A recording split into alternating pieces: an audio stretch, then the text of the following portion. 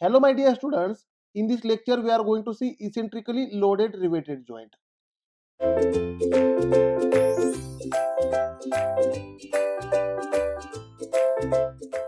Now let us say we want to connect two plates. Let us say this is a plate 1 and plate 2.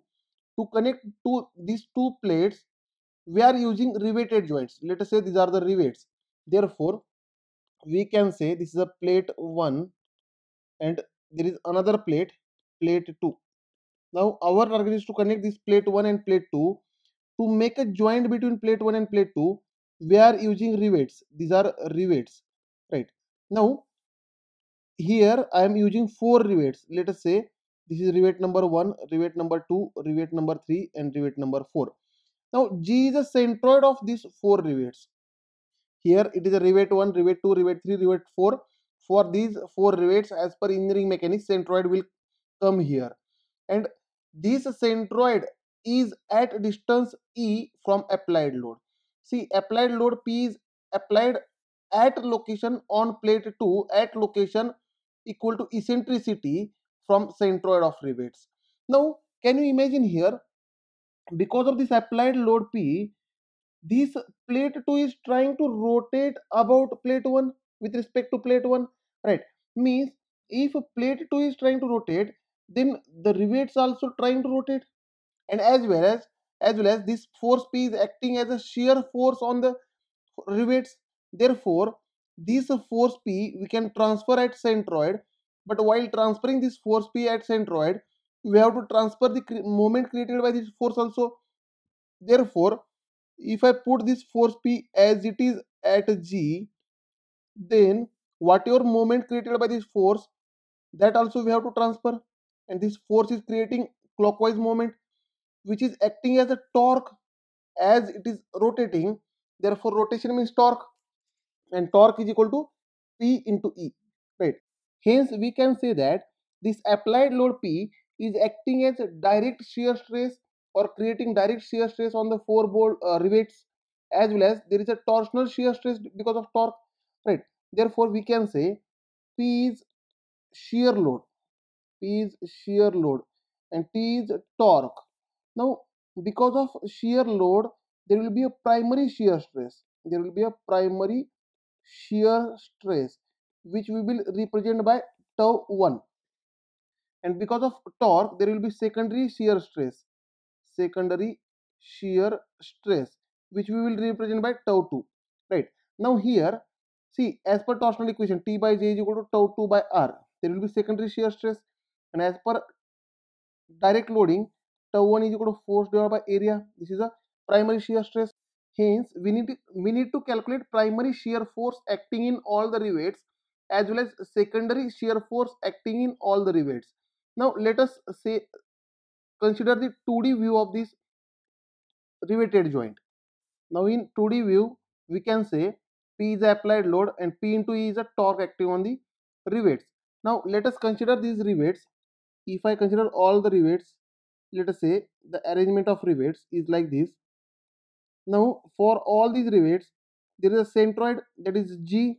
Now at G we can transfer this force as it is now, and but along with the force we have to transfer the moment created by this force about G, which is nothing but P into E. Therefore there is a torque of magnitude P into E. Therefore at G location there is direct shear load P as well as torsional shear load tau, that is torque T, right? Now to resist this, therefore we can resolve this riveted joint into two loadings, that is primary shear load P and torsional shear load torque, and let us name the rivets. Let us say this is a rivet number 1, rivet number 2, rivet number 3 and rivet number 4. Hence to balance this primary shear load there will be a primary shear stress or primary shear load in all the bolts equivalent opposite to the P.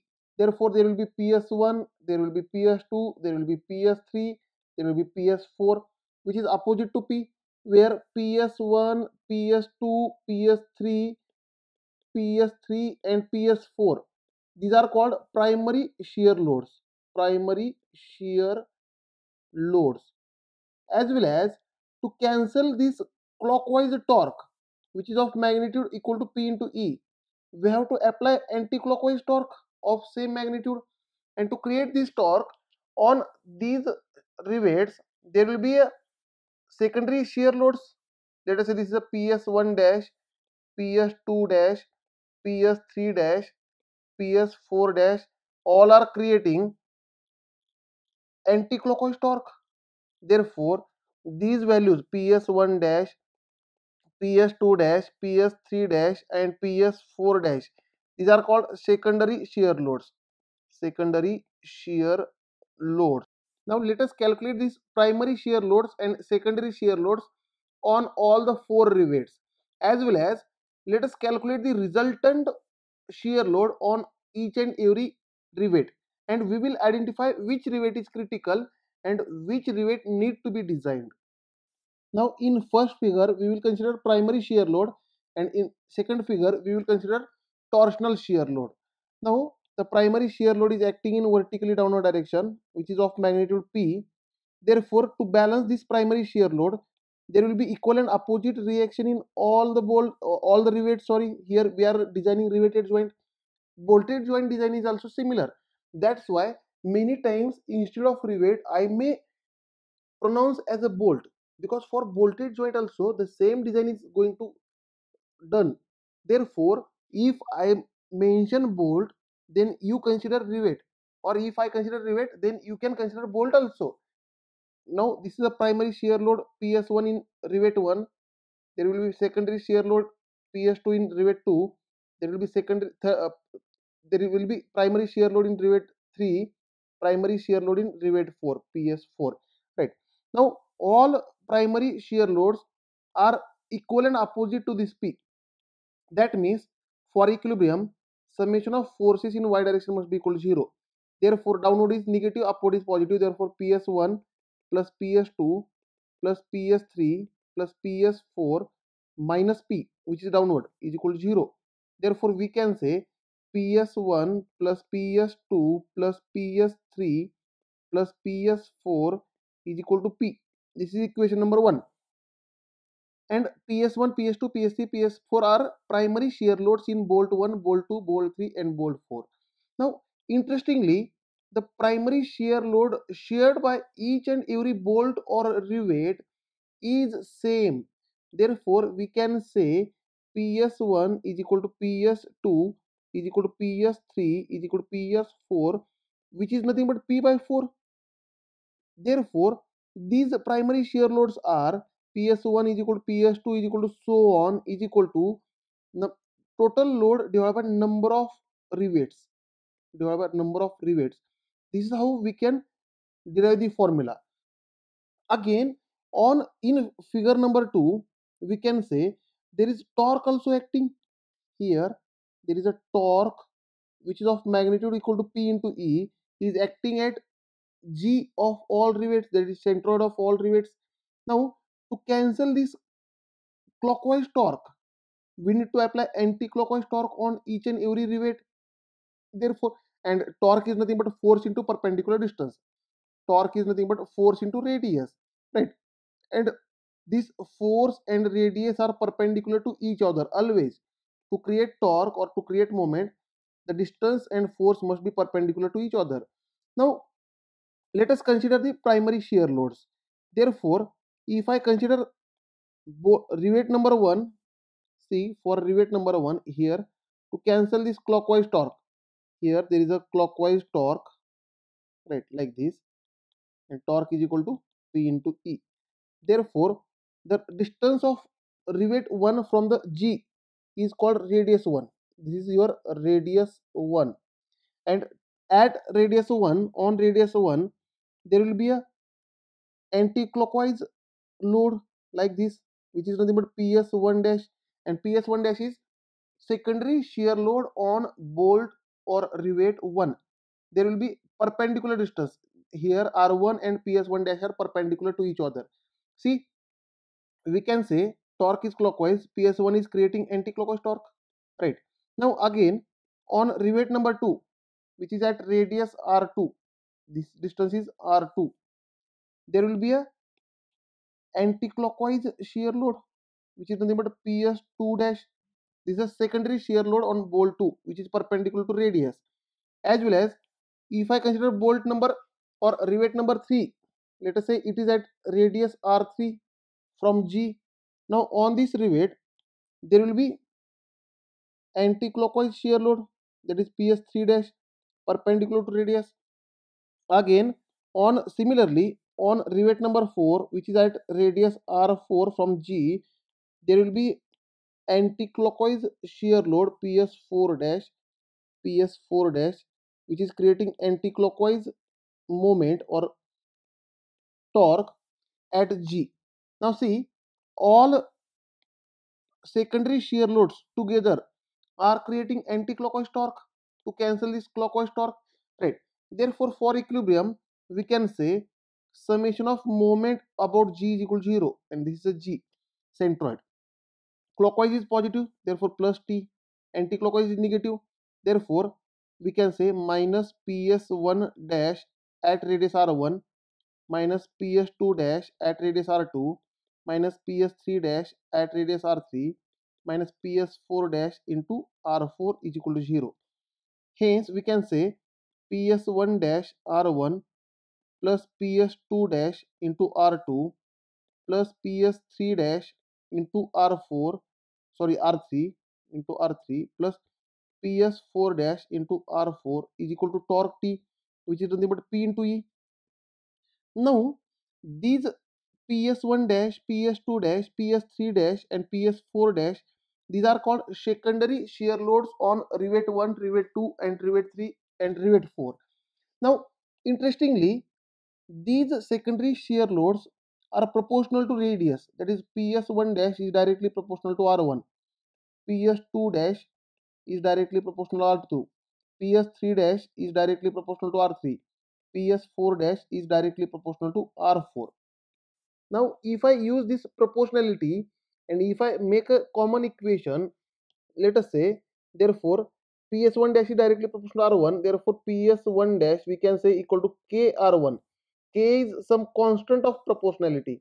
Similarly, we can say PS2 dash is equal to KR2, PS3 dash is equal to KR3, and PS4 dash is equal to KR4.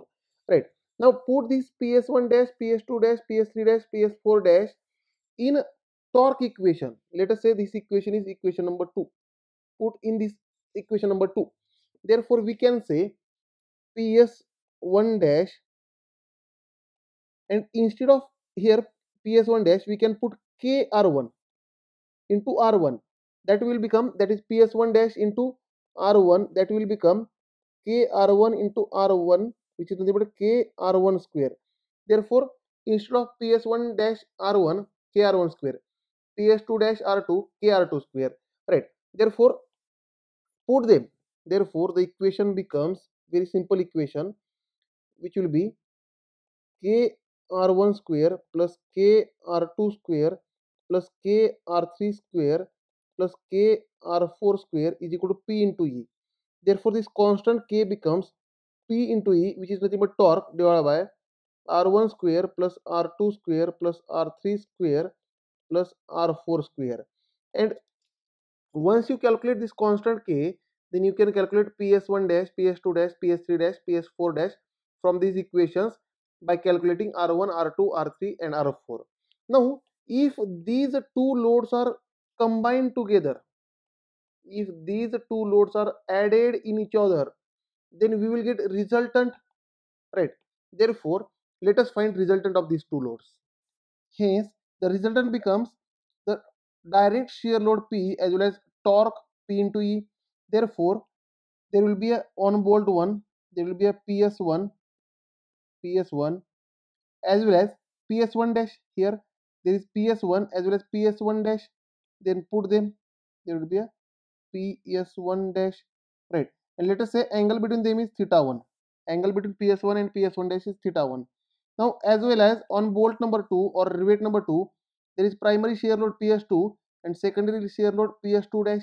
Put them, therefore there will be, this is PS2 and there will be PS2 dash, PS2 dash, and angle between them, let us say theta 2. Again, if I see rivet number 3, there will be primary shear load PS3 and secondary shear load PS3 dash, then put them, therefore there will be PS3 and PS3 dash, and angle between them will be theta 3, theta 3. Again on rivet number 4, there is PS4 and PS4 dash, put them, therefore this is PS4 and PS4 dash, and angle between them is theta 4. This angle will be theta 4. Now we have to find resultant of these loadings. Now to find resultant of any two loads, let us say there is force F1 and force F2. These two forces are acting at angle theta. Then resultant of these two forces as per law of parallelogram will come in between them. Let us say R is resultant. This resultant is given by law of parallelogram as under root of F1 square plus F2 square plus twice F1 F2 cos angle between them, that is cos theta. This is how we are going to find resultant of two forces. Therefore, let us find resultant of two forces on rivet 1, rivet 2, rivet 3, rivet 4, right. Therefore, the resultant on rivet 1 will be, let us say P1. This will be P1, which will lie in between PS1 dash and PS1. Therefore, this P1 is given as under root of PS1 square plus PS1 dash square plus twice PS1 dash cos theta 1. Similarly, the resultant of bolt 2 or rivet 2 will lie between PS2 and PS2 dash, which will be P2, and this P2 is given as P2 will be equal to under root of PS2 square plus PS2 dash square plus twice PS2 PS2 dash cos theta 2. Similarly, we can find resultant of both rivet 3, which is P3, and resultant of rivet 3, which is P4. Therefore, this P3 and P4 will become, P3 will be equal to under root of PS3 square plus PS3 dash square plus twice PS3 dash cos theta 3, and P4 will be equal to under root of PS4 square plus PS4 dash square plus twice PS4 dash cos theta 4.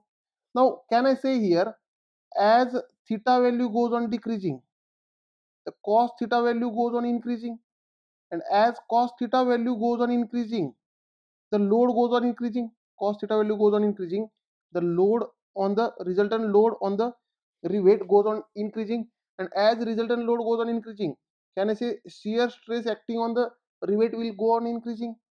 Therefore, the rivet having minimum value of theta is critically loaded, because on this rivet the maximum shear stress will come. Now here in geometry, due to geometry, if you check here geometry, I can say theta 1 is equal to theta 2 because of symmetry, and theta 3 is equal to theta 4 because of symmetry. But according to given data, we have to check, and theta 1 is less than theta 3 and theta 2 is less than theta 4, right. Means theta 1 and theta 2 are minimum. The minimum angles are for rivet 1 and rivet 2. Therefore, we can say rivet 1 and rivet 2 are critically loaded. Hence, 1 and 2 are critically loaded. Critically loaded. And the critically loaded component always fails. Therefore, whenever there is a failure, there will be failure in either rivet 1 or rivet 2. Hence, if I design rivet 1, let us say rivet 1 or rivet 2 are considered for design them. If I make rivet 1 or rivet 2 safe, then all the rivets will be safe and there will be no failure of joint, because if there is a failure, the failure will be for maximum loading, and the maximum load is in rivet 1 and rivet 2. Let us consider rivet 1. Hence, the maximum shear load, which is nothing but P1, which is nothing but under root of PS1 square plus PS1 dash square plus twice PS1 dash cos theta 1. Now because of this maximum load, there will be maximum shear stress, which is nothing but maximum shear stress is equal to P1 divided by, or P maximum divided by, we can say P maximum divided by area is equal to, let us consider the diameter of rivet is D. Let us say the rivet is having diameter D, right? D is rivet diameter. Therefore, area will be P max divided by pi by 4 D square. And as per maximum shear stress theory, we can say maximum shear stress theory, or also called Guest theory, or also called Tresca's theory. For these theories, you can watch my theories of failure lectures. These lectures are already covered. As per this theory, this maximum shear stress is equal to SSY divided by factor of safety, where SSY is shear yield strength, which is half of the tensile strength, which is nothing but 0.5 SYT divided by factor of safety. Therefore, we can say tau max is P max divided by pi by 4 D square is equal to SSY divided by factor of safety. Hence, the maximum load in any rivet must be equal to pi by 4 D square into SSY divided by factor of safety. Now, from this equation, we can calculate maximum load of, or if diameter required, or if question is to find factor of safety required. Thank you, dear students. In next lecture, we will see numericals on this topic.